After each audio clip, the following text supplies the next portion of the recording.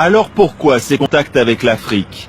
Ces relations ont-elles seulement pour objectif une fraternisation internationale sur fond de spiritualité et de philosophie? François Stéphanie nous laisse filmer une rencontre avec les représentants de plusieurs obédiences africaines. La cérémonie se déroule dans les salons feutrés d'un grand hôtel parisien. À cette occasion, les différents dignitaires apportent à François Stéphanie des messages de paix de leur pays. Là, c'est le représentant de la Grande Loge du Burkina Faso qui apporte une enveloppe. François Stéphanie nous expliquera plus tard qu'il s'agit d'une invitation pour une cérémonie religieuse. Le grand maître glisse l'enveloppe dans la poche de son tablier. Le défilé continue. Le frère qui se présente maintenant n'est pas n'importe qui. Nous recevons le très respectable frère Jean-Dominique Okemba, représentant du grand maître de la Grande Loge du Congo. Jean-Dominique Okemba est le bras droit du président du Congo-Brazzaville, Denis Sassou Nguesso. Il apporte un message de son président qui est aussi le grand maître de la Grande Loge du Congo. François Stéphanie est content d'insister sur l'amitié qui le lie à l'Afrique.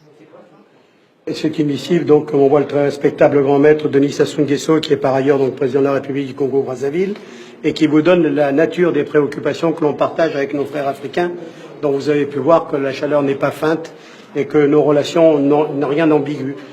Et comme les petits cadeaux entretiennent l'amitié, le président du Congo n'a pas dérogé à la règle. C'est la plus belle tradition. Ce modeste cadeau, n'est-ce pas, que nous amenons et pour marquer notre...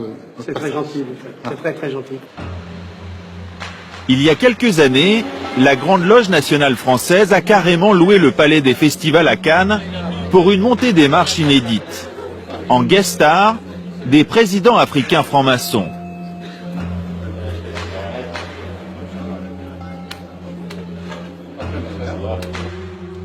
Antoine Glaser est le directeur de la Lettre du Continent, une publication spécialisée sur l'Afrique.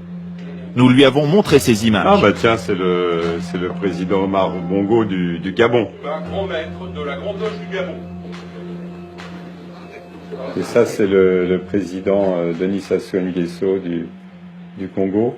Ici, c'est Jean-Dominique Okemba, qui est, on l'appelle un peu le vice-président et qui est le patron des services secrets du Congo. La Grande Loge nationale française initie vraiment les dirigeants africains eux-mêmes, les présidents africains qui s'initient ensuite les uns les autres. Donc ça crée vraiment un réseau à la tête des États et ça donne une puissance et une influence qui est assez impressionnante. Ces réseaux servent à quoi? C'est en fait, tu me protèges, je te protège. Lorsqu'il y a des contrats, si tu es frère, un fils de lumière, ou si tu es dans une loge, ou si tu es dans mon obédience, si tu es un frère, tu auras le contrat. Mais à la Grande Loge nationale française, on réfute cette réputation d'affairisme qui colle à l'obédience. On m'a invité à l'Élysée, j'ai dit...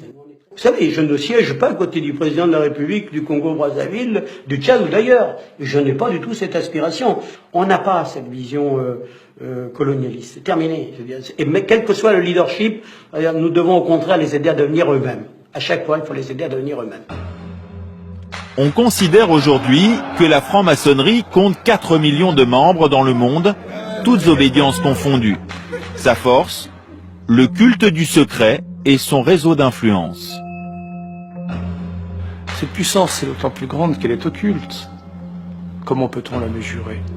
Puisque vous ne savez pas quand vous parlez à qui vous parlez.